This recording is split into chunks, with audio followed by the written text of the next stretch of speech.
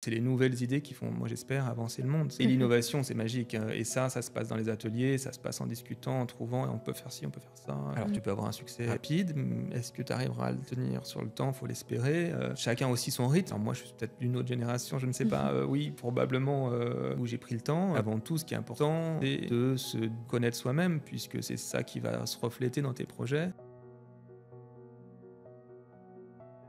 En tout cas, bienvenue dans Secret d'Archi. Merci d'avoir accepté mon invitation. C'est vraiment un plaisir de te recevoir. Merci de ton invitation. Bah, avec plaisir. Comme je te disais en off, j'aime beaucoup, j'ai beaucoup aimé ta page Insta, les projets que tu as pu faire, voilà, ton style. Donc, c'est la raison pour laquelle je t'ai contactée, surtout. Merci. Et après, en échangeant avec toi, l'intérêt de te recevoir. Donc, en tout cas, merci Pierre. Pour les personnes qui ne te connaissent pas, est-ce que tu peux te présenter, voilà, revenir sur ton parcours, pardon, et nous dire bah voilà, ce que tu as pu faire, ce qui t'a amené vers le design, puis du coup l'archi d'intérieur. Bien sûr. Alors moi, je m'appelle Pierre Gonalon. Je suis designer et architecte d'intérieur, basé à Paris. Donc mon parcours, écoute, là on plonge directement dans les souvenirs d'enfance, puisque pour moi ça remonte à très loin, cette envie, cet intérêt et au final cette vocation pour ce métier. C'est vraiment quelque chose qui pour moi est devenu tellement naturel que comment ça s'est construit, c'est difficile de dérouler les fils, mais aux alentours de 10-12 ans, les choses étaient un peu Ah oui, déjà t'étais faites. tôt. Oui, oui, Ah oui. c'était précoce. Donc mon parcours, voilà, il y a eu cette envie. Alors, je n'étais pas du tout dans un environnement contemporain. Donc finalement, le goût, ou en tout cas l'intérêt, c'est formé avec, on va dire, le classique, on peut appeler ça comme ça, le patrimoine français, des intérieurs, voilà, avec du mobilier, on peut appeler ça classique, voire rustique, enfin bon, les grands styles français. Et non, je parle de ça parce que c'est vraiment ce qui, moi, si je dois me réfléchir à ce moment de cristallisation de ce futur métier, c'est vraiment ces moments-là, autour d'une dizaine d'années. Voilà. En tout cas, un monde créatif. Est-ce que c'était plus l'univers artistique de la peinture? Est-ce que c'était plus la mode? Est-ce que c'était plus le cinéma? En tout cas, c'était autour de l'univers de la maison, de l'atmosphère d'une maison. Et donc après, assez rapidement, ça s'est vraiment concrétisé autour de ce métier, puisque voilà, je savais que je voulais faire ça, donc j'ai pas tâtonné. J'ai tout de suite fait des études qui correspondaient à ce métier à l'école Camondo après mon bac. Donc si tu veux, voilà. Ensuite, le parcours, donc les études, et ensuite la fondation de mon studio de création immédiatement après. Donc à 23 ans, 24, la petite charnière, tout de suite, sans expérience professionnelle autre. Okay. Voilà. Ah Donc, oui. Donc du coup, post-bac, tu as su que tu voulais faire Camondo, grande école aussi d'ailleurs, très connue. ouais. Et donc tu es entré directement dessus. Camondo, ou en tout cas une école à Paris, puisque moi j'étais à Lyon. Ok. Bac avec option artistique, oui, je ne sais plus comment ça s'appelait. Voilà, donc, et Camondo s'est présenté comme une école avec ce double aussi aspect design de produits et archi intérieur, ce qui n'était pas forcément proposé ailleurs à l'époque. Mais cette double casquette, parce que j'avais je parlais de la maison tout à l'heure, parce que j'avais pas la vision du contemporain et de la création d'objets. C'était pas mon environnement, c'était pas l'éducation que j'ai reçue. Donc le contemporain, finalement, je l'ai découvert en arrivant à Paris un petit peu, quelque part. Mais je savais que je voulais aussi travailler l'objet lui-même et pas que l'atmosphère ou l'architecture d'intérieur. C'était vraiment ce jeu entre l'objet, le meuble et l'espace. C'était vraiment ces deux-là. Et donc, c'est vrai que cette double formation m'a plu pour ça. Ok. Mm. Et du coup, tu t'es lancé direct sortie d'école, donc tu étais jeune, courageux du coup, parce que pour se lancer juste après l'école. Quand tu vois qu'aujourd'hui, Billie Eilish, elle a 23 ans, est-ce que 23 ans, c'est si jeune, si tu veux? Donc, bon, pour ce métier, on va dire que c'est jeune. En tout cas, moi, je trouve que tu étais jeune quand tu t'es On peut lancé. considérer que c'est jeune, quand même. Et donc, voilà, le grand bain. Donc, tu t'es orienté, donc tu as lancé ton studio. Direct design ou tu as fait tout de suite design et archi d'intérieur ou non, tu t'es spécialisé au début? Comment ça s'est passé? Non. Alors, forcément, il y a des envies, il y a des opportunités aussi qui font que tu commences d'une certaine manière. Mais j'avais quand même cette vision du studio à plusieurs casquettes. Et finalement, dès le début, j'ai mis en place une sorte d'organisation qui est encore actuelle. C'est-à-dire que dès le début, j'ai créé une auto-édition, mes propres pièces, ce qui était pour le coup précoce par rapport à l'époque. C'était vraiment un tôt par rapport à ce qu'on a connu un peu plus tard. Ça peut paraître normal aujourd'hui qu'un designer propose ses pièces. C'était pas du tout le cas, à Paris en tout cas, à l'époque. Parce que du coup, en général, vous travaillez pour d'autres marques, des marques en connues. France, mais bon, en Europe aussi, mais ça commençait un peu dans d'autres capitales qu'un designer propose ses objets hors galerie d'art, quand c'était hors pièce unique, sauf que quelques artistes pouvaient sortir de l'objet. Mais un designer qui voulait se proposer du mobilier haut de gamme, voire luxe, sans passer par une galerie, sans que ça soit de la pièce unique, c'était encore une formule assez inconnue, je pense. Ça a commencé à Londres, ça a commencé aux Pays-Bas. Et donc la process, c'était le designer dessine, l'éditeur, comment dire, la maison, la marque édite, fabrique et édite. Et c'était le schéma italien de la grande industrie où le créateur n'est pas un commerçant.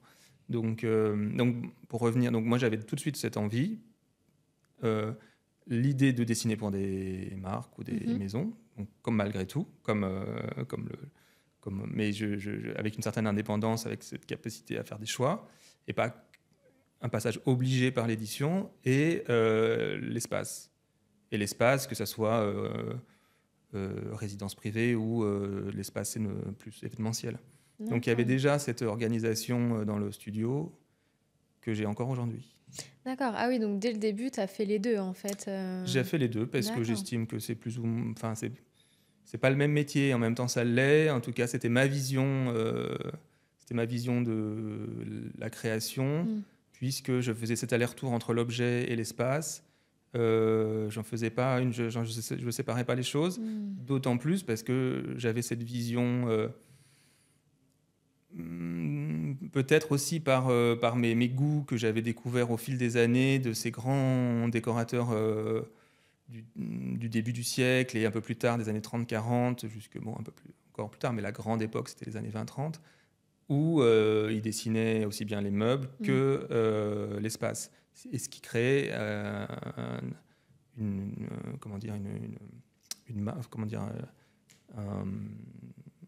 personnalité, ça crée quelque chose d'unique que d'autres ne faisaient pas puisqu'ils n'achetaient rien aux autres.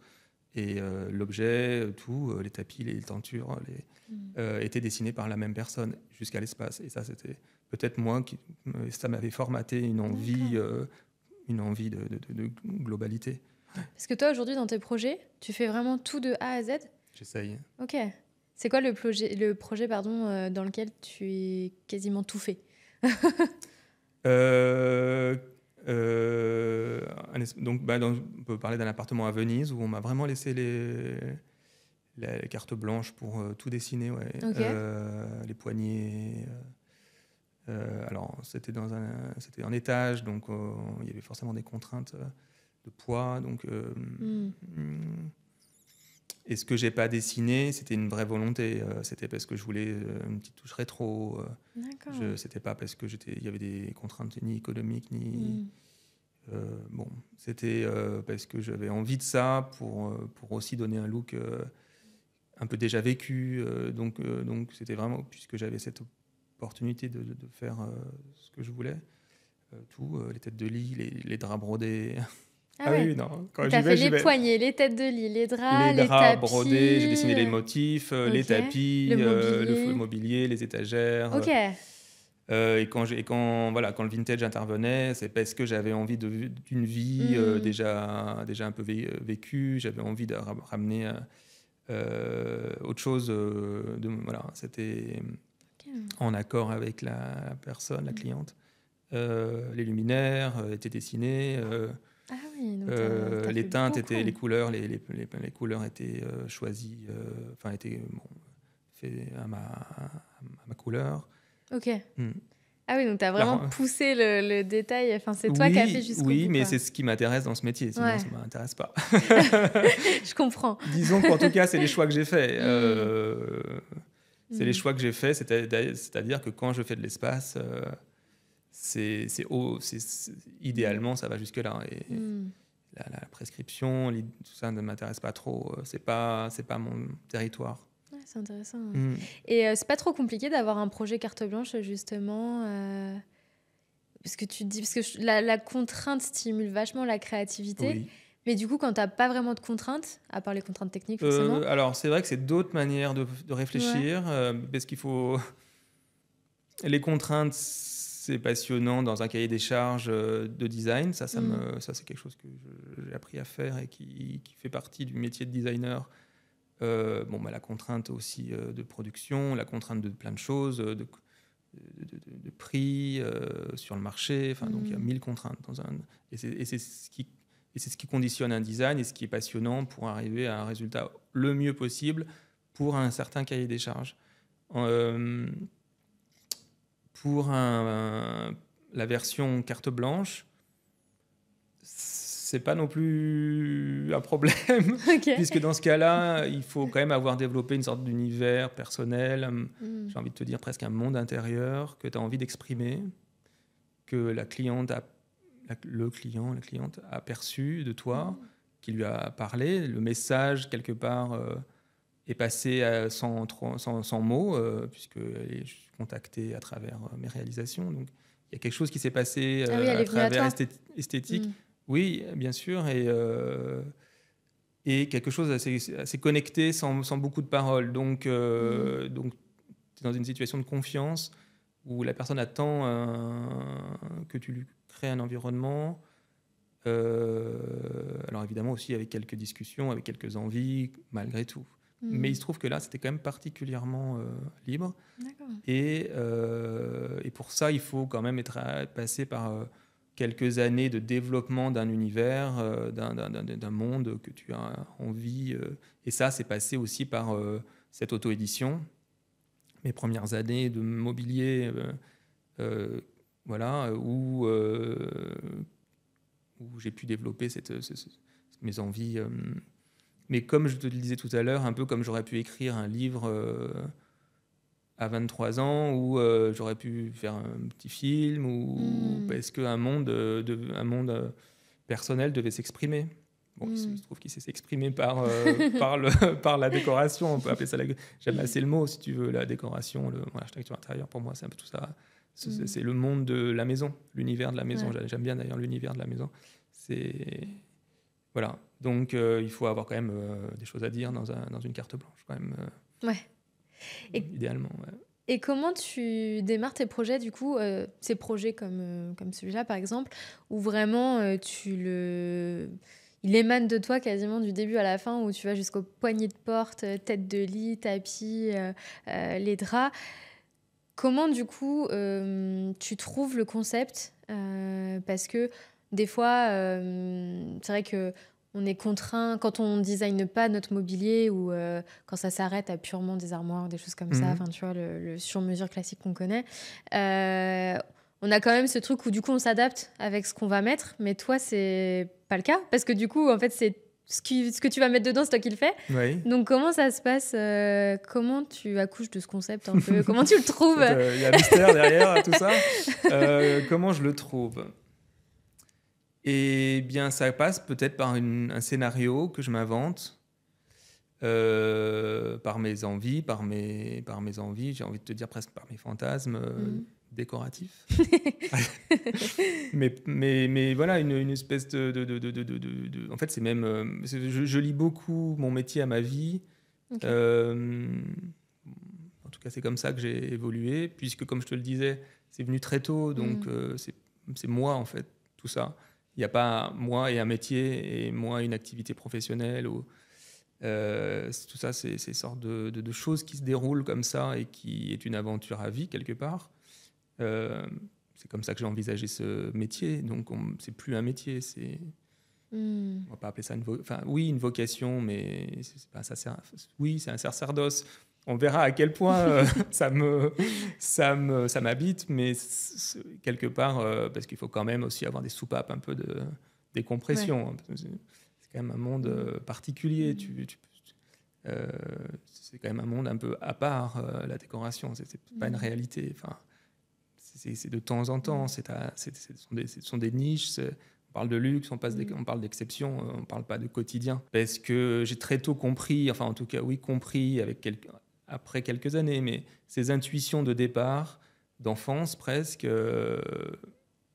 je savais déjà que ça devait sortir de la réalité, ça devait être du domaine du rêve, du domaine de l'histoire. J'avais ça en tête, si tu veux. Okay. Le conte, les fables, c'est des choses qui m'ont beaucoup intéressé au début et que je redécouvre un peu maintenant après quelques années de pratique, puisque après là aussi le quotidien t'absorbe, les montagnes de problèmes. Tu débauches pas tout le temps se percher dans des concepts, si tu veux. Et j'adore aussi la réalité, comment ça se fabrique, la technique et tout ça. Donc, il faut quand même... Mais plus tu absorbes cette capacité à comprendre ce que tu fais, la technique, les matières, les couleurs, enfin tout, la réalité, plus tu peux t'abstraire et créer un scénario. Un scénario, je crois que c'était ça la question. Hein. C'était comment j'arrive à créer... Comment tu trouves tes projets, les concepts sachant que tu fais tout, enfin tu fais beaucoup dans ton projet, quoi. C'est-à-dire que... oui, mais je n'aime faire ça que comme ça. Donc voilà, créer un scénario. Et le scénario peut évidemment aussi, c'est pas une recette que j'applique, c'est aussi beaucoup le lieu qui me le donne. Là, on parle de Venise, donc... Ouais, très inspirant. C'est pas mal comme des points de départ, donc surtout... bon, en plus, c'est un de mes lieux favoris, enfin une de mes villes favorites, pour le coup, que j'avais beaucoup visité, creusé, donc j'avais déjà beaucoup d'informations avant ce projet. C'est un peu le hasard hein, que ça c'est arrivé, mais bon, il n'y a pas de hasard. Donc ça m'a quand même nourri. Et en plus, il y avait un petit défi, parce que Venise, on voit plus le côté or, un peu baroque, en tout cas très historique, les minérales, des grands espaces. Il se trouve que là, c'était un peu différent. C'était un appartement au dernier étage avec une belle charpente. Donc on était un peu plus dans quelque chose de, entre guillemets, simple. Mais Venise, on ne connecte pas toujours Venise avec la mer, alors que c'est une ville de la mer. Et c'est vrai qu'on va le visiter un peu par la terre. Enfin, en avion, mais disons, on arrive par la terre alors qu'on vient rarement par la mer. C'est vrai. Alors que c'est une ville de mer, et donc beaucoup de rapports avec le bois, le bateau, les cabines. Donc il y a ça, c'est intéressant, parce que c'est une ville d'ailleurs qui ne s'est construite que grâce à ces conquêtes navales. Bon, bref, on va pas trop s'éterniser, mais en tout cas, c'était et donc ça me parlait beaucoup, et la lagune, les couleurs. Donc il y a beaucoup d'informations qui sont aussi venues du lieu, et après je déroule une histoire dont j'ai envie, mais ça c'est dans les versions les plus exceptionnelles, quand on te laisse. Il y a aussi l'entre-deux, ou des envies du client, mes envies, et à un moment on se rencontre et on trouve Voilà. Et dans les clients que tu as, souvent ils viennent justement pour toi et pour le designer que tu es et aussi par la force des choses, du coup, l'architecte d'intérieur. Ou parfois ils viennent juste pour tes compétences d'architecte d'intérieur en te demandant de mettre du mobilier qui n'est pas forcément dessiné par toi. Ou non, c'est rare, ils viennent quand même pour toi, Ouais, pour ton... Pour, ouais. C'est plutôt comme ça que les choses se ouais. font. Ok, Aussi bien en design qu'en archi intérieur, en ok. décoration. Ouais. C'est plutôt pour l'esprit, l'approche Mm. esthétique, le goût des matières, Mm. la palette de couleurs, et aussi pour ces scénarios qui t'emmènent un peu ailleurs, les formes un peu inattendues. On est un peu moins sur le côté compétences techniques, Mm. Ouais. même si ça, c'est très intégré, si tu veux, Oui. c'est carré, c'est Oui, oui. nickel, et ça, c'est hyper important, parce que si tu proposes une approche plus conceptuelle et une aventure un peu plus onirique, il faut quand même derrière suivre. Ouais. Tu Non, vois. ça c'est clair. La technique est, Non, est non, c'est hyper nécessaire. important. Et c'est Ouais. ce qui fait que derrière, le projet pourra être Aboutir. le mieux possible, puisqu'on s'offre une aventure. Il ne faut pas qu'elle soit perturbée, ça c'est vraiment très déceptif, Mm. par des contraintes, enfin par des complications. Mm. Et ça, c'est mon côté design qui fait que c'est carré, quoi. D'accord. Il faut les deux. Ouais. Sinon, c'est difficile. Ou alors, après, c'est vraiment plus que. Mm. Après, c'est plus de la direction artistique. C'est plus. Alors que nous, on délivre vraiment les projets de A à Z. Mm. Oui, donc en fait, ils viennent pour toi parce que évidemment, tu as quand même les compétences techniques qui sont nécessaires, mais surtout aussi pour ton côté designer, du fait que c'est toi qui dessines le L'objet, mobilier, que tu es absolument. capable de le faire, L'objet qui voilà, l'objet. existe soit en Ouais. collection, soit on le dessine spécialement, ce qu'on fait Mm. beaucoup. Et certains clients ne veulent que ça soit dessiné que pour eux et que ça soit pas Ok. reproduit. Mm. Donc ça, c'est intéressant aussi, Ouais. d'avoir des designs uniques. Ouais, puis c'est intéressant parce que du coup, tu as quand même une approche du métier qui est très particulière et très liée à toi parce que des architectes d'intérieur, je trouve que tu peux exercer le métier de plusieurs manières possibles. Donc oui, évidemment, il y a des architectes d'intérieur qui font du sur-mesure, encore une fois, comme on disait, qui vont te faire tous les placards, les rangements, les Ouais. dressings, etc. La Mais menuiserie, oui. voilà, mais qui vont pas te faire, ou rarement du moins. Après, il y a une mode quand même. J'ai l'impression qu'il y a beaucoup d'architectes d'intérieur qui se lancent aujourd'hui dans le mobilier et dans l'objet parce que, évidemment, c'est ce qui est intéressant dans ce métier. Mais malgré tout, dans la tête du client, pour voir les clients parfois qui viennent vers moi, pour eux, c'est bon, ils veulent ci, ils veulent ça. T'as plus ou moins un concept, mais après, ce que je veux dire, c'est que ça reste simple, entre guillemets, là où Oui, oui, toi, oui. tu vas vraiment Mais jusqu'au bout du truc, quoi. mais évidemment que j'ai eu aussi ça au début où j'ai compris que c'était pas pour moi. Ou quand on voit des captures d'écran d'Insta. Voilà, c'est ça, c'est exactement. Ça existe, évidemment, mais c'est aussi normal puisque c'est c'est l'accès c'est un message qu'ils envoient. C'est une envie. Après, quand c'est vraiment, quand on est sur une sorte d'entonnoir, c'est compliqué. Non, mais c'est plus pour moi. Ouais. Ça m'intéresse pas. Là, et puis le pire, c'est que je suis pas plus très compétent pour délivrer quelque chose qui est déjà existant, mais un peu modifié. Bon, ça, c'est plus. Donc non, ça ne fonctionne pas. Évidemment, j'ai eu droit. J'ai eu droit comme il y a des tests, il y a des propositions, il y a des approches. Mais là, voilà, c'est même pas que. C'est juste que je sais pas faire, quoi. Ouais. Et c'est ça, c'est que les clients aujourd'hui en venant vers toi, et encore une fois, ils viennent vraiment pour ta patte et pour un projet très, très abouti et puis unique, des fois en fait. Unique, et aussi pour des fois des capsules, pas que pour la totale. On peut me proposer d'inventer une salle à manger parce que voilà, il n'y a pas tout il y a pas tout, mais et moi ça m'intéresse aussi parce que il y a beaucoup ça aussi dans l'histoire, tu peux visiter des monuments historiques où il y a eu une intervention, une capsule pour, à l'époque, mettre au goût du jour, ce qu'on appelait au goût du jour, un espace, mais pas tout, parce que c'est des monstres à retransformer, et que le reste est très qualitatif. Donc, et voilà, les époques se succèdent et j'aime beaucoup la stratification, j'adore ça. J'adore ne pas tout détruire et dans un espace pour que ça soit que moi. J'aime bien garder des traces et du vécu, ou alors je le réinvente, mais je le réinvente de manière contemporaine. Je fais pas de la reconstitution. Et donc ça peut être des capsules, une chambre exceptionnelle, le lit, où tout se répond. Mais voilà, et ça c'est bien, parce que quand même au final l'espace est fort. Enfin, donc tout le monde ne veut pas vivre dans une sorte de... Pas musée, n'exagérons pas, parce que j'aime aussi que les choses soient faciles à vivre, mais facile à vivre pour moi, c'est... Voilà, un côté intemporel malgré tout. Ben, voilà, donc une capsule très forte, esthétique, et après il y a d'autres espaces, mais je fais aussi des projets complets, ça dépend. Donc, mais j'aime répondre aussi sur des espèces d'approches un peu plus réduites. Et comment tu as trouvé tes premiers clients? Parce que du coup, c'est vrai que tu es quand même dans le luxe plus. Comment tu as trouvé ces clients-là? Parce que c'est pas toujours évident. En plus, tu t'es fait tout seul. Donc, Oui, je suis fait tout seul. Ouais, ouais, donc c'est ça. Donc, comment tu as fait? C'est pas de ce côté-là qu'il faut aller les chercher. Mais du coup, c'est ça. Tu vois, comment tu as fait pour construire ce nom? Tu as été à Descends. Enfin, tu vois, comment tu as fait pour avoir cette réputation et trouver ces clients-là, quoi? Quelques années derrière moi.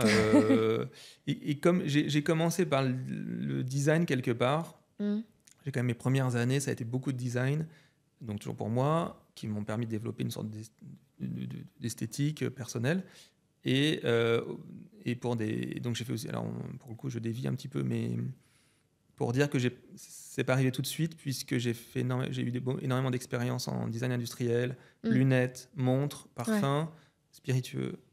C'est mes premières années de design de studio. Et moi, quelque part, j'ai eu de la chance de pouvoir travailler dans le design industriel en France. Pas si simple. Mais quand je dis design, c'est pas l'agence de com. Hein. C'est vraiment du design. La lunette, c'est quand même malgré tout du design. La montre, c'est du design. Spiritueux, le service, les plateaux, enfin tout, les présentoirs. J'ai fait aussi du packaging, mais ça accompagnait le reste pour que le concept soit global. Donc là, on tombait un peu dans l'agence de com, mais je n'ai pas monté une agence de com, c'est vraiment une agence de design. Et tout ça pour dire que j'ai eu toutes ces expériences qui m'ont un peu préservé du fait de devoir à tout prix trouver du client luxe. Parce que finalement, il y a un rapport B2B avec des clients du marketing, des marques. Donc, j'ai pas eu cette... en tout cas, j'ai pas... puisque, effectivement, quand tu n'as pas cet environnement... c'est pas facile. Voilà, de clientèle de luxe, on va appeler ça comme ça. En tout cas, qui ont les moyens de s'offrir des intérieurs d'exception. On sait bien que c'est pas si simple de les convaincre. Il y a toujours des liens qui se créent. Donc, j'ai pas eu cette urgence, en fait. C'est ça que je voulais te dire. J'ai pas eu cette urgence à les trouver pour pouvoir m'exprimer. J'ai eu un certain nombre d'expériences et, pour le coup, c'est des mécanismes complètement différents de convaincre ou de discuter avec des marques. On a un rapport très professionnel. Il y a un cahier des charges, il y a une réponse, il y a une réception de ma part, et on avance comme ça. Et on n'est pas dans la séduction, on n'est pas à convaincre, à vivre une vie de luxe qui fait que on pourrait se comprendre. Et ce que je veux dire, c'est que ça m'a donné... Il y a une soupape, il y a eu quelques années, il y a eu peut-être même 10 ans, qui m'ont permis de travailler plutôt bien et d'avoir énormément d'expérience et de comprendre des matières, même à travers tous ces process industriels, parce que les process industriels, il y a toujours des hommes derrière, il y a toujours malgré tout des artisans. Alors on n'est pas dans le luxe, mais on est quand même sur des process où il y a des matières, il y a des textures. Donc j'ai appris beaucoup à travers ces expériences qui m'ont amené... Mais parallèlement, je faisais toujours mes collections et des archives intérieures, achetais mes pièces. Là aussi... D'accord, ok. Oui. Okay. Mais pareil, de manière assez tôt, quoi, dès les premières années. Bon, tant mieux, hein. Bah oui. Non, mais à force je dois avoir un truc sur le fait que je sais ce qui peut se vendre, quoi. Bah oui, hein, c'est clair. J'ai cette approche commerciale ou en tout cas marché. Mmh. Euh, Oui, qui est plus- nécessaire. ouais, que j'aime. J'aime le Mmh. côté ça rencontre un public. Alors évidemment que tout n'est pas des méga cartons, Mmh. mais quand même, j'ai cette capacité à dessiner des choses qui se vendent et plutôt pas mal.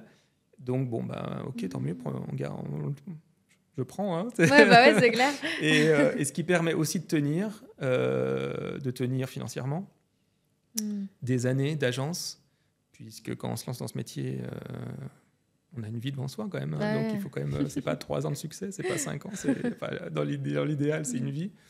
Quand on veut rester indépendant, quand on veut. Et donc voilà, tout ça pour dire que cette clientèle s'est construite avec le temps. Mmh. Les rencontres, petit à petit, finalement, un client business est devenu un client. Ah oui. Mais pas, tu vois, tu Mmh. tisses des liens comme ça sans forcément savoir ce qui va se passer, sans attendre, sans être dans l'urgence du luxe. Et Ouais. bah, tu vas à tout prix convaincre parce Mmh. que c'est toujours un peu délicat. Moi, je ne suis pas du tout dans le. J'aime les rencontres. Ça, c'est vraiment quelque chose qui m'accompagne depuis toujours. C'est vraiment. Je n'aime pas forcer, j'aime pas. Bon, démarcher, c'est pas mal, c'est bien, il n'y a pas de mal à démarcher, il y a de proposer, de se présenter, il n'y a pas de mal à ça, mais ça n'a pas été trop ma formule, ça n'a pas été. C'était pas ma personnalité non plus de me vendre, entre guillemets. Même si on doit le faire, hein, ce métier veut ça. J'ai vraiment joué sur la rencontre. Ça a été des chemins comme ça, mais parce que voilà. Donc, mais parce que j'envisage. Enfin là, j'ouvre un peu le spectre. Tu me parles. Mais tout ça est lié, si tu veux. Je dézoome un peu sur le fait de, tu vois, le client, le luxe, le truc, trouver le projet. Je dézoome pour te donner ma vision.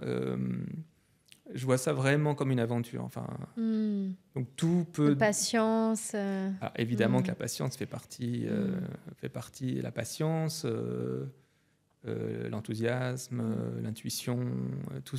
C'est important si tu veux, parce que tout ça nourrit une personnalité, une attitude face au monde et face évidemment à une clientèle, qui peut-être un jour deviendra client. Ouais, non, c'est clair. C'est vraiment une aventure, des chemins, une promenade à travers tout ce monde de la maison, de la décoration. Tu ne sais pas ce qui va se passer. Enfin, moi, c'est comme ça que je l'envisage. C'est comme ça que je l'envisage et que j'ai eu tant d'expériences différentes et pour comment j'ai pu faire du monde, comment j'ai pu faire du parfum, comment j'ai pu faire ça, que je fais des meubles, que je fais de l'industrie et que je fais de la pièce unique. À un moment, je fais des intérieurs et je fais c'est bizarre, enfin, c'est cool, mais parce que j'ai cette vision déjà à 360 de ce métier, vraiment, enfin, avec le temps, ça s'accumule. Quand ça arrive, et ça se fait. Et en général, ça se fait plutôt dans des bonnes conditions, avec les personnes qui sont venues pour des bonnes raisons. Il y a toujours des malentendus, évidemment, pour tout dans la vie. Et ça peut aussi donner quelque chose, le malentendu, mais en général, bon, avec le temps, les choses quand même se clarifient. Et voilà, et ça se fait, et les choses arrivent. Ouais. C'est ça que c'est intéressant parce que je trouve, alors c'est peut-être une question de génération, mais je trouve qu'aujourd'hui on est très pressé. C'est-à-dire que quand on se lance, on veut tout de suite, tu vois, se nicher dans le luxe, l'ultra luxe. On veut tout de suite des intérieurs très léchés, pouvoir mettre notre patte. Tu vois, La photo, on est très gourmand. ça. Voilà, on est très gourmand. On veut apparaître dans Ideat ou dans AD tout de suite. Enfin, tu vois, et on oublie qu'en fait, faut être patient et qu'il y a une question de temps et, comme tu dis, de rencontre aussi. Qui joue énormément, et je pense que c'est peut-être, alors je sais pas si c'est une erreur, mais c'est vrai qu'aujourd'hui on veut tout de suite, et il faut parfois prendre le recul de se dire bon bah là je suis peut-être encore un peu jeune, avoir le phare où on veut aller, tu vois, mais en tout cas c'est vrai, avoir conscience du chemin que, et puis il que faut ça peut aussi prendre. s'offrir des surprises, il faut s'offrir des découvertes, et laisser le temps de se découvrir. C'est quand même un métier, je peux comprendre l'urgence, je peux comprendre bon, parce que je pense que l'époque veut ça aussi. C'est pas que dans ce métier, l'époque veut ça le va vite. succès, pourquoi moi j'y ai pas droit, enfin tu vois. Ouais, non, c'est Il y a clair. un peu que ça, les choses sont tellement faciles, accessibles entre guillemets, il y a les un côté réseaux, très, très immédiat. Mm. Finalement, en jouant un peu avec moi aussi, je peux y arriver. Mm. Alors, tu peux avoir un succès un succès rapide. Est-ce que tu arriveras à le tenir sur le temps? Il faut l'espérer. Chacun aussi son rythme, mais peut-être que... Alors, moi, je suis peut-être d'une autre génération, je ne sais pas. Oui, probablement où j'ai pris le temps Mais avant tout, ce qui est important, à mon avis, c'est de se connaître soi-même, puisque c'est ça qui va se refléter dans tes projets. Et là, pour le coup, ça dépend des personnalités. Des personnalités peuvent se connaître plus rapidement que d'autres. Il n'y a pas que l'idée de délivrer un projet. Plus tu es à l'aise avec toi-même, malgré tout, ça quand même prend du temps. Plus à l'aise avec tes goûts, à l'aise avec ton environnement, plus tes projets seront convaincants et il y aura du retour, il y aura un échange avec les personnes qui le regardent, qui le reçoivent, que ce soit sur les réseaux, en vrai, dans un magazine, n'importe où, ou en privé. On est quand même sur du sensible, on est quand même sur...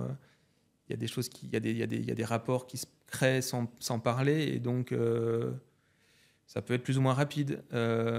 Si tu as trouvé des bonnes idées, des bonnes intuitions, tu es en phase avec l'époque, ou est-ce que tu es en avance avec l'époque, ou est-ce que tu as peut-être voulu aller trop vite, et effectivement, c'est pas les bonnes recettes un peu déjà vues. Bon. Là, je pense c'est soi avec soi-même. Et toi, du coup, comment tu as eu ton tout premier client d'intérieur? Parce que du coup, là, tu citais, tu disais... Alors, dès le début, quand tu as lancé ton studio, tu faisais quand même les deux, c'est vrai. Je faisais les deux. J'ai beaucoup de design. Voilà. Disons que oui, j'ai fait les deux. J'ai fait de la scéno tout de suite, mais j'ai fait moins d'intérieur tout de suite. J'ai fait beaucoup de design, mais c'est ma passion. J'avais cette capacité à dessiner et finalement à avoir des retours commerciaux. Donc, c'est une approche que j'ai creusée. Et une fois de plus, c'est quand même... je ne reviens pas dessus, mais c'était un monde plus facile. Enfin, c'est un rapport plus facile, puisqu'il y a moins de... Il y a une demande, il y a une réponse. Voilà, donc ça, c'est ce qu'on a le design. Alors, le client privé, tu m'as demandé... Ouais. Tu m'as demandé... Le tout premier, comment tu l'as eu? Comment je l'ai eu? Ouais. Si tu disais c'était une question de relation, donc oui, est-ce que... alors là, pour le coup, c'était une visite d'une personne que je connaissais, pour qui j'avais travaillé, qui m'a présenté une autre personne à qui il pensait que ça allait plaire, mais plutôt à titre de découverte. Et là, ça s'est concrétisé. Donc, D'accord. Donc voilà l'exemple parfait des relations, du saut que ça peut faire sans avoir... Enfin, c'est le premier en tout cas, comme ça, si je me rappelle bien, c'est comme ça que ça s'est passé. Le côté... tu travailles pour une personne qui n'a rien à voir avec ce que tu vas faire pour la personne qui te fait rencontrer. Ouais. Et pour ce projet, du coup, tout de suite, tu as pu t'exprimer pour toute la partie vraiment objet, pousser le design là, pour loin. Le coup, oui. Oui, parce qu'il y a eu le coup de cœur. C'était un coup de cœur de sa part pour mon travail. Ok. Donc, il y avait déjà une certaine liberté. Mais parce que ceux peut-être qui paraissaient... si j'avais eu d'autres contacts avant ou d'autres demandes, je les avais déclinés parce que, si tu veux, c'était des clients qui auraient pu exister, mais que j'ai certainement dû décliner parce que je ne me voyais pas faire de la rénovation, quoi, si tu veux. Ah oui. C'est pas mon job, quoi. D'autres savent mieux le faire que moi, si c'est pour... Voilà, donc peut-être s'il y avait eu des malentendus de ce type-là, c'est pas mon... Là, je suis... Ouais. Oui, tu rénoves pas, en fait. Enfin, c'est vraiment, on t'appelle. Non, je rénove pas, mais faut pas... c'est pas fait pour moi. Enfin, là, on va pas se comprendre. Ouais, d'accord. Enfin, je rénove aussi, puisque forcément, quand je redécore, je rénove, mais ça s'appelle pas c'est pas les mêmes attentes, quoi, les mêmes envies. Et comment tu te présentes, du coup, auprès de tes clients? Tu dis quoi? Que tu es architecte d'intérieur, designer Ouais, créateur. Les deux, créateur, ouais. Créateur d'intérieur. Créateur, pourquoi pas, créateur. D'accord. Oui, De toute façon, mais ils viennent pour toi. oui, Donc, ils ils savent à voient. quoi s'attendre. Mais c'est pas non plus. Oui, alors il y a des vraies demandes, des vraies envies très formalisées. Il y a d'autres fois où c'est des discussions, c'est des Hmm. premières approches, c'est Hmm. des. Je repense à d'autres projets tout à l'heure quand tu m'as du coup, il y a des projets qui remontent. Ouais, c'est des rencontres, c'est une sorte mais ouais, quelque chose qui se passe, un message qui passe. Moi, c'est important pour moi Hmm. que pas non plus que l'entente parfaite tout de suite au premier coup. Ça reste des Hmm. clients, hein, c'est pas des amis, ça Ouais. reste des clients, Hmm. donc Hmm. c'est important de respecter le processus de projet, de demande. Mais il y a des choses qui ne sont pas trop formulées au départ, des envies. Mon travail peut aussi un peu faire peur, donc il faut rassurer. Qu'est-ce que je vais avoir, à quoi ça va ressembler, est-ce que je vais pouvoir vivre dedans, est-ce que ça va être facile, est-ce que mes enfants vont pouvoir Oui, c'est ça. évoluer dedans. Ça reste il y a quand même des envies, Hmm. il y a quand même des vies de famille aussi. Hmm. J'ai pas que voilà, il y a aussi des gens qui ont envie de leur propre univers, qui sont aussi des aventures solitaires. Ça m'arrive Mhm. parce que c'est plus facile à vivre un peu, voilà, des intérieurs un peu sophistiqués. Et Hmm. tu peux te l'offrir quand tu as une aventure à un ou deux. Hmm. C'est plus facile à vivre que quand tu as une vie de famille où tu as besoin d'une soupape quand même un petit peu plus Oui, oui. un peu Hmm. moins compliqué autour de toi. Mais non, il y a aussi des familles qui veulent des intérieurs très poussés et avec des enfants. Et j'adore aussi Hmm. comment dire, travailler l'univers d'enfants. Bon, ça, on ne le sait pas forcément, mais oui, puisque comme je te parlais tout à l'heure, c'est quand même cette dimension du rêve et de l'inconscient, des fables, tout ça, c'est quelque chose qui m'ont plu au départ. C'est des choses qui me parlent, moi. Parce qu'évidemment, Hmm. il y a un rapport avec la réalité, mais à une autre dimension.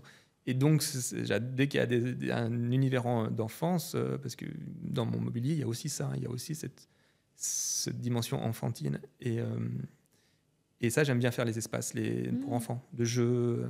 D'accord. Ouais, je trouve ça cool. Hmm. Et c'est vrai que euh, quand on se lance, il y a souvent cette pression, mine de rien, financière quand on lance son studio, Mhm. son agence. Et donc toi, comme tu disais, si j'ai bien compris, en fait, la force que tu avais, c'est que tu travaillais pour des industriels, donc tu designais voilà, des lunettes, Mhm. spiritueux, tout ça, qui te permettaient de vivre. Et donc derrière, tu pouvais être plus sélectif, du coup, Tu sur sais- les clients pour oui, mais les tu sais, j'ai fait privés. ouais, oui, mais comme c'est arrivé un peu plus tard, hein, les privés. Ok. C'est arrivé un peu plus tard parce que j'avais pas mal de boulot en design et Hmm. j'adorais ça. Alors, il y a eu des expériences, il y a eu des choses, hein, mais c'était pas les beaux projets qui sont arrivés par la suite. Mais j'ai fait dans mes collections, il se trouve des luminaires qui ont très bien marché Hmm. dans les premières années. Ok. Et ça contribuait largement à ma vie du quotidien. D'accord, Même, ok. ouais. J'ai fait des gros succès ouais. Ok. Ouais, on parle de 10 000 pièces. Hein. Ah C'est pas oui, rien. Ouais, ok. pour une Bah, c'est ce autoproduction, que j'allais dire, oui, c'est n'est-ce pas? ça. C'est que faut pas C'est- oublier ce détail-là, quoi. C'est que tu t'es autoproduit, Sans donc... connaître le marché, non, mais je dis pas n'importe quoi. C'est hmm, sans connaître ce métier que hmm, je me suis lancé dans ce métier sans rien connaître. hmm, Dans ce métier enfin, déjà du design et de l'édition, d'avoir une hmm, société commerciale. hmm. Je me suis lancé naïvement, on peut appeler ça comme ça. Et ça a marché, quoi. Parce que ça a marché. Bon, il se trouve que ça a marché, mais parce que les ambitions de départ étaient très créatives. Hmm, Il y avait une vraie envie d'exprimer quelque chose qui était en construction à l'époque, à l'intérieur de moi, qui était en construction et qui continue à se construire, un univers dont j'avais envie d'exprimer. Et il y a eu des premiers objets qui sont sortis de ça, qui ont hmm. rencontré un public à l'époque. D'accord. Enfin, Un public de particulier il y avait de tout. Il y avait de la distribution dans des boutiques. Ok. Donc ça faisait des grands volumes, du particulier qui achetait, mais c'était moins facile à gérer puisque moi j'avais une toute petite société, donc on avait un showroom à l'époque. Mm. Enfin, quand je dis on, la petite équipe qui m'accompagnait, on arrivait à gérer les ventes un petit peu comme ça, mais c'était déjà... et beaucoup d'architectes, beaucoup de prescriptions d'architectes. Ouais. Ça, Ok. c'était le gros des ventes, en fait. Ouais. Il y avait aussi la distribution en boutique, mais... Qui Et mettaient voilà. eux dans leur projet Ouais. derrière. D'accord. Du coup, ça m'a fait aussi comprendre plein de choses. Comment ça marchait. Et comment Ouais. ça s'est passé du coup? Tu as dessiné le luminaire. Mm. Tu l'as placé dans un projet ou non? Tu l'as juste mis dans ton showroom, comme tu disais, et ça a plu? Non, c'était la presse. C'est, Ah, C'était ok, c'est la presse. ouais. Ok. La presse qui s'en est emparée au tout début. Hein. J'ai des souvenirs. D'accord. Mais comment ça s'est passé du coup? Ils sont tombés dessus par hasard ou non? Tu as quand même Non, communiqué dessus? oui, non, mais je faisais des D'accord. présentations presse. Ok. J'avais quand même... Ok. Oui, il y avait des présentations presse au début. Oui, on invitait. Bon, voilà, comme ça se fait aujourd'hui. Hmm. C'était, il se trouve, ouais. Tu montres ta collection. Oui. Il y avait les photos. Enfin, non, c'est un peu comme aujourd'hui, sauf que c'était Mm. dans une version un peu plus roots, mais un peu moins fluide. Mais oui, Ok. c'était la presse au début, mais ça a toujours été Mm. un peu le cas d'ailleurs hein, sur l'objet, puisque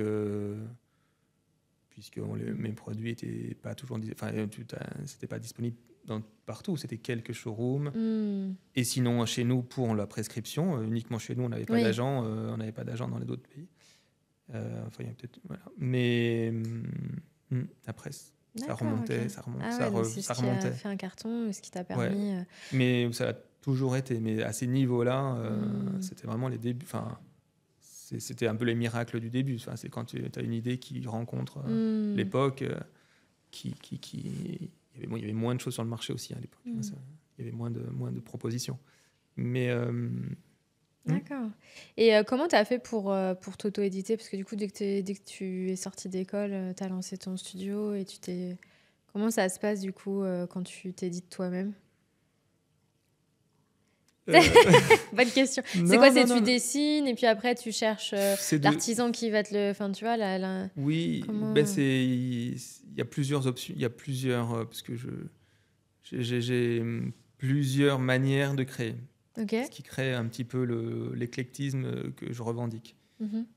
Tout n'est pas construit de la même manière. Il peut y avoir une idée toute simple qui me vient comme ça à l'esprit. Et je peux même sans même avoir la dessinée, j'essaie de trouver un peu l'atelier, l'artisan. Bon, au début, évidemment, je tâtonnais et j'essayais plusieurs options de fabrication. Et que maintenant, évidemment, je travaille avec les mêmes depuis 15 ans. Quoi. Ouais. Donc, évidemment, les choses sont plus simples. Mais donc, il peut y avoir une idée que tu arrives. Bon, voilà, je bricole, je trouve une solution avec un artisan, un petit atelier pour les premières séries, le proto. Et puis après, s'il suit, ça va. Si les volumes augmentent, on trouve quelqu'un d'autre. Donc, mais ça, je l'ai vraiment expérimenté. Mais ça me paraissait pas un problème entre guillemets. Au contraire, c'était toute l'excitation de sortir un produit soi-même. Donc c'était plutôt, comme je te disais tout à l'heure, une aventure. Voilà, c'était un défi, mais ça peut pas être autrement. Ça peut être qu'un défi de sortir une pièce. Donc ça, et les difficultés sont passionnantes pour être surmontées. Enfin, moi, ça m'intéresse sous cette approche de la difficulté d'y arriver, tu vois. Donc rien ne doit être facile. Si c'est facile, c'est douteux. C'est que ça va pas mal. Si c'est facile, c'est compliqué. Les choses vont se compliquer. Il faut que ça soit difficile pour qu'après ça se simplifie. Parce que tu as surmonté tout de suite les problèmes. Bon, avec le temps, je peux dire ça. Mais donc voilà, donc ça peut être ça. Ça peut être, alors pour le coup, ça peut être du travail de dessin qui me fait accoucher d'une idée parce que je sens qu'il y a quelque chose à creuser. Voilà, mais c'est toujours avec la nourriture du quotidien, le goût pour l'histoire, quelque chose de vu, soit quelque chose de banal, soit quelque chose d'exceptionnel, qui me fait penser à un début, une intuition d'idée pour un futur projet, un futur objet, pardon. Donc soit c'est immédiat, soit c'est un peu plus long et ça passe par une phase de dessin. Soit quelque chose me parle et qu'il qui existe déjà et il faut pas grand chose pour que ça soit plus intéressant. Donc j'ai plusieurs façons d'aborder la création. Ça passe pas toujours par le dessin, le crayon, les heures de travail aussi, hein, mais bien sûr, mais pas que.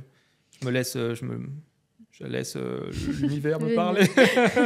Et du coup, quand tu dis que tu t'auto-édites, donc en gros, ça veut dire que tu autofinances le premier prototype. Enfin, c'est ça. Et après, en fonction si ça marche. Ouais. Ok.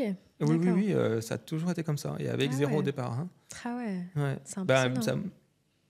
Il faut trouver des solutions. Et aujourd'hui, je suis sûr que ça peut encore comme ça. Évidemment, tout part de l'idée. Hein. Ouais. C'est l'idée absolue. Enfin, c'est vraiment ça, la charnière du succès. Enfin, c'est l'idée, le concept. Et l'idée qui n'est pas que l'idée de l'objet, c'est l'idée derrière l'objet. Quel est le message que tu vas... quel est le message que tu vas transmettre à cet objet, ton message. Chacun a un message à donner. Voilà. C'est vrai que c'est une approche très design, ça, designer. C'est conceptuel. Presque, on est presque proche de l'art. Enfin, tu peux même aller, si tu es assez intellectuel, tu peux aller sur la philosophie. Tu peux dérouler les fils, mais ça dépend à quel point moi, j'aime bien mettre beaucoup de choses en tant que message dans un objet sans qu'il paraisse compliqué à créer. Ni à créer, ni à consommer, ni à utiliser. J'aime bien qu'il y ait une certaine simplicité, mais il est chargé, quoi. Il est culturellement, il est chargé intellectuellement. J'aime ça parce que, alors, tous ne sont pas comme ça. Il y a des fois des choses plus légères, plus intuitives, plus fantaisie, mais j'aime quand même, il y a quand même des choses derrière qui soutiennent la pensée de l'objet et qui inconsciemment tu peux percevoir. Et c'est quand même ça en général, les objets qui ont des succès, c'est qu'il y a beaucoup de choses dedans, mais tu ne le sais pas. Mais ça, c'est tout l'intérêt de la création. Ouais. C'est de lisser, de simplifier pour garder... Voilà, donc parce qu'on est d'accord qu'aujourd'hui... Enfin, il me semble quand même que tu achètes un objet parce que tu en as envie et pas parce que tu en as besoin. Qui a besoin de quoi que ce soit. Faut créer le besoin, du coup. Il faut créer le besoin, mais aujourd'hui, on est beaucoup sur l'envie, sur le désir, sur le rêve, sur autre chose que du besoin. Enfin, si tu as besoin, tu vas chez Ikea. Ouais. Si vraiment tu as vraiment besoin d'une non pour t'éclairer, si tu as vraiment besoin... Ouais. Enfin, pourquoi s'embêter si tu achètes quelque chose qui a un certain prix et qui, c'est clair. espérons que que tu l'achètes parce que tu en as envie et qu'elle t'apporte quelque chose et que elle te parle quelque part. Oui, c'est là où toi tu te positionnes, c'est que tu es plus sur le simple besoin, tu es vraiment sur le désir et même l'ostentatoire parce que y a ce côté unique. Et du coup, fière aussi, parce que si ta tête de lit, t'es la seule à la voir, il y a un petit côté aussi... Bien sûr que ça fait partie du jeu, évidemment, mais c'est normal. Enfin, qui n'a pas ce... C'est clair. Faut être honnête. Hein. Qui n'a pas comment dire, ce petit frisson de la pièce unique ou le fierté de l'avoir, d'y être arrivé, de l'avoir commandé. Donc ça, c'est tout à fait légitime. Enfin, j'espère. Voilà. Donc, Et ça serait quoi ton gros conseil pour les personnes qui nous écoutent et qui souhaitent, pareil, se nicher dans le luxe plus, tu vois, de dessiner jusqu'au poignet de porte, de pouvoir trouver les personnes qui sont intéressées par ces prestations, ça serait quoi ton gros conseil ? J'ai l'impression qu'il faut être un bon artiste, très créatif quand même, c'est ce qui plaît. Oui, alors... il y a deux choses. Les conseils, difficile de donner conseil, mais par rapport à la discussion qu'on vient d'avoir, j'aurais tendance quand même à dire qu'il faudrait nourrir son imaginaire, développer son imaginaire. Moi, je pense que c'est des choses qui vont être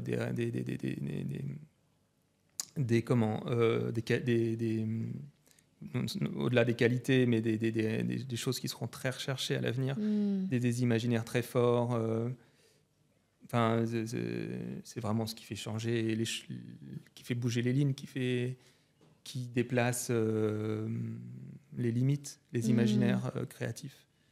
Et pour le développer, moi, je suis passé par la nourriture visuelle, picturale, et au-delà, l'appréciation du monde qui m'entoure. Mais ça, c'est une démarche plus globale de la vie que tu as envie de mener. Mais au-delà de ça, dans ce métier, en tout cas, donc se développer son imaginaire, ne pas avoir peur d'aller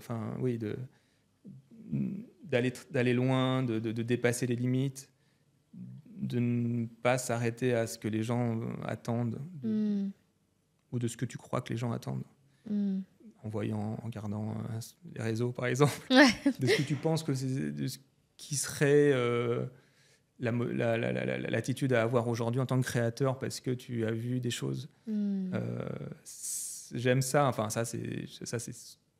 on attend ça. On veut de la surprise, on veut du renouvellement, on veut des nouvelles idées et les imaginaires extrêmement forts ça arrive à faire déplacer les limites. Là, on est au-dessus. Et en parallèle de ça, donc là, on est vraiment sur un voyage personnel. Hein. Donc chacun travailler ça, ouais. Le travail, et là, pour le coup, il y a du travail derrière, que du travail. La vie, moi, c'est comme ça que je le vois, c'est du travail. Mais bien sûr, travailler au quotidien, du matin au soir. Mais tellement absorbé, tellement digéré que ça devient plus du travail. C'est une activité cérébrale. C'est du quotidien. Mais par contre, en parallèle de ça, bien connaître les techniques artisanales, enfin je dirais artisanales, mais aussi pas que technologiques, industrielles, et peut-être même scientifiques, parce qu'aujourd'hui c'est quand même l'avenir de l'humanité. Donc il faut quand même connaître un peu, pas que son petit monde de la déco, faut commencer déjà par là, mais aussi un petit peu plus large, pourquoi pas la politique. Enfin, ça permet quand même de mettre des repères sur la carte, hein, malgré tout, pour se positionner de manière globale. Moi, j'aime vraiment dézoomer, j'adore ça. J'adore dézoomer sur ton environnement. On est censé répondre quand même à comment les gens appréhendent leur univers. Même si tu le fais pour une personne et c'est pas grave. Je veux dire, si tu réponds, évidemment qu'on s'adresse pas à la masse entre guillemets. Mais enfin, c'est malheureusement, hein, puisque l'industrie ne nous demande pas forcément, tu vois, mais c'est génial. Et par exemple, là, je viens de finaliser une capsule pour Monoprix. Et ça, c'est fantastique, puisqu'il y a un accès quand même beaucoup plus large. Et ça rencontre un public, ça rencontre vraiment ça, c'est vraiment génial, quoi. Enfin, je trouve, quand c'est bien fait, et c'était bien fait. Mais donc, voilà, 2 niveaux plus intellectuels, plus intérieurs, et un niveau plus de connaissance de ce métier, et vraiment un petit peu prendre du recul sur l'image, enfin quand je dis l'image, sur ce que les réseaux, j'en sais rien. Mais c'est très bien, il faut de tout. Il faut l'urgence, il faut l'immédiateté, il faut l'image finie, parfaite. Et ça, c'est génial parce que c'est la manière dont on consomme aujourd'hui. Et il faut surtout, on en parlait du temps long, il faut de l'introspection, il faut vraiment la curiosité de la fabrication des objets, quels qu'ils soient, uniques, en petite série, en grande série, en immense série, et pas que du luxe. Savoir comment c'est fabriqué en masse Mm. et savoir comment c'est mal fabriqué, ça te permet de faire des choix. Qu'est-ce que tu veux faire dans la vie? Est-ce que tu veux que ça soit mal fabriqué ou est-ce que tu veux que ça soit bien fabriqué? Est-ce que tu veux essayer de contribuer un tout petit peu à ton petit niveau à ce que ça soit plus soutenable? Et donc voilà, et évidemment l'artisanat, puisque c'est notre métier dans le luxe, l'artisanat, ce sont des maîtres des gestes. Moi, j'ai tout appris dans les ateliers, c'est magique. Les rencontres avec les artisans sont magiques, ça nourrit énormément. Ils sont d'une telle générosité, ça n'a rien à voir avec d'autres rencontres. Enfin, si tu aimes ce métier, si tu es passionné par ce métier, les rencontres humaines autour d'un savoir-faire, ça c'est vraiment... Mais ouais. Ça te transporte, ça va au-delà du moment, c'est vraiment plus global. Il y a quelque chose qui se passe là, un moment qui est une sorte de petit moment suspendu. Et ça, donc tout ça devrait arriver à créer une sorte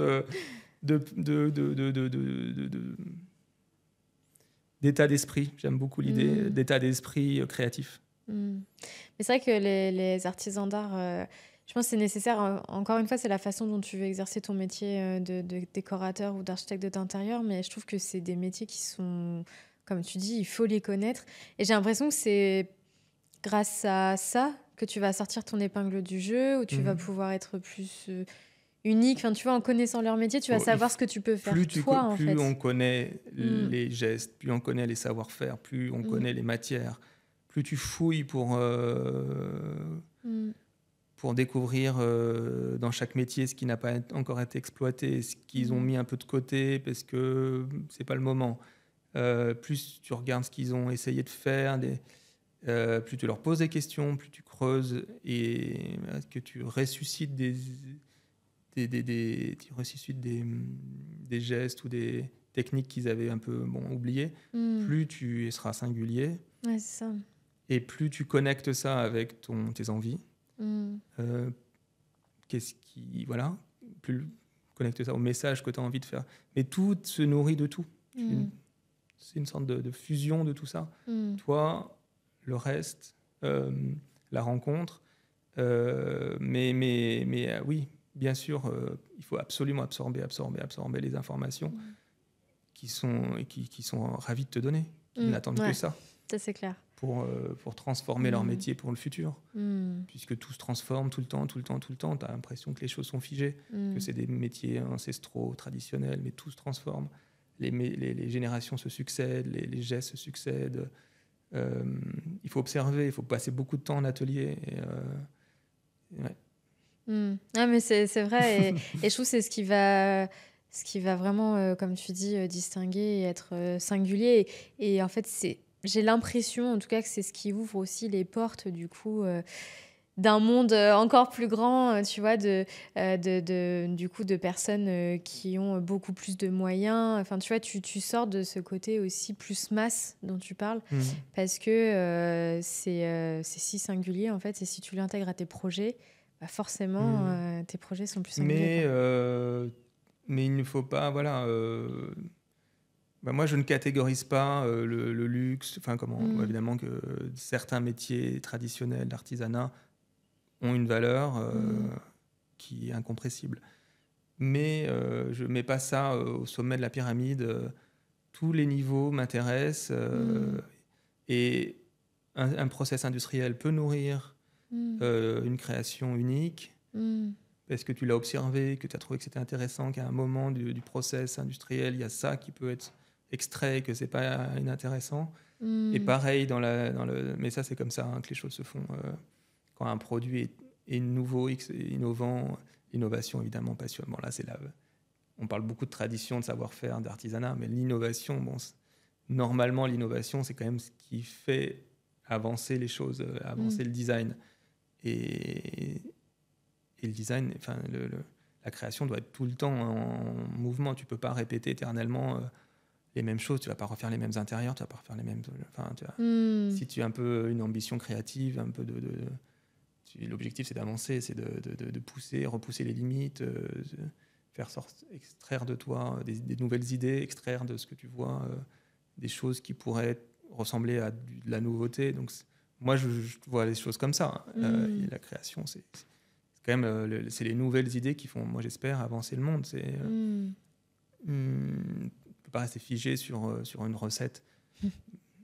Alors si ça marche, bon, tant mieux, tu l'exploites quelques années, mais à un moment, il faut aussi... Ouais, faut innover. Il faut innover, et l'innovation, c'est magique. Hein. Et ça se passe dans les ateliers, ça se passe en discutant, en trouvant, et on peut faire ci, on peut faire ça. La connexion que tu as avec l'artisan, la confiance qu'il a en toi pour te donner, tu vois, pour échanger, et pas que les barrières tombent, est-ce qu'on peut faire ça, et quand tu parlais de financement, est-ce que financer un nouveau proto, si tu l'intéresses suffisamment à tes idées, si tu l'intéresses, tu l'emmènes dans ton cheminement, il va y aller sans forcément te demander beaucoup d'argent. Ouais. Il va essayer. Bon, il faut évidemment rencontrer les bons artisans, motivés. Mais tu vois, il n'y a pas de... Il y a une idée globale qui est effectivement la fabrication, les idées, mais il y a tout peut t'aider à trouver des nouvelles idées qui n'ont pas forcément des prix, des investissements très élevés. De toute façon, si tu veux être libre, enfin pour moi c'est une condition essentielle à mon parcours, la liberté. Tu ne peux t'en remettre qu'à toi-même. Hein. Tu ne vas pas attendre de personne, ça, c'est clair. de personne quelconque. Bon, évidemment, tu peux bénéficier d'argent ou même d'investissement. Mais il y aura toujours une contrepartie, il y aura toujours un retour, il y aura toujours une demande, il y aura toujours des exigences. Ça, il faut quand même... Là où, si tu arrives à passer les étapes seul, bon, là, tu as tout gagné, quoi. Parce que tu as vraiment surmonté les difficultés qui te paraîtront essentielles, en fait. Si tout est facile, si c'est financé, si finalement de faire des protos, bon, bah ça fait partie du business, et que rien n'est, tu vois ce que je veux dire, rien n'a de valeur. Ça a une valeur si c'est dur, si c'est compliqué, voilà. C'est important. Ouais, non, mais c'est clair. que Non, mais pour le coup, je suis d'accord. Hein. Ouais. Non, mais c'est clair. En tout cas, merci Pierre pour ton temps, tes conseils. J'étais très contente en tout cas de te rencontrer. Même on a pu parler avant, donc c'est hyper intéressant d'échanger avec toi. Encore une fois, je trouve que tes projets ils sont vraiment très beaux. Merci. Donc franchement, je vous invite à aller voir sa page Insta. Voilà. Mais justement, à ce sujet, si on veut te trouver, où est-ce que c'est ? Alors, on a un appartement galerie dans le 1er arrondissement qui est sur rendez-vous. Ok. Donc, on découvre un espace qui est décoré, et qui change très régulièrement, et qui présente des nouveautés ou les objets du moment, voire même des protos en cours, puisque c'est où il y a une partie studio dans le même espace, mais il y a une partie showroom. C'est bien de nous prévenir, alors de prendre un rendez-vous, mais de nous prévenir, parce que comme ça, on peut aussi accueillir le mieux possible les personnes, suivant leurs envies, leurs curiosités ou des demandes plus précises. On peut faire venir des choses... Voilà, donc et il y a deux comptes sur Insta. Ok, de toute façon, tu seras identifié en description, donc on peut te retrouver sans problème. Merci en tout cas encore pour ton temps, et puis on se dit à bientôt pour un nouvel épisode.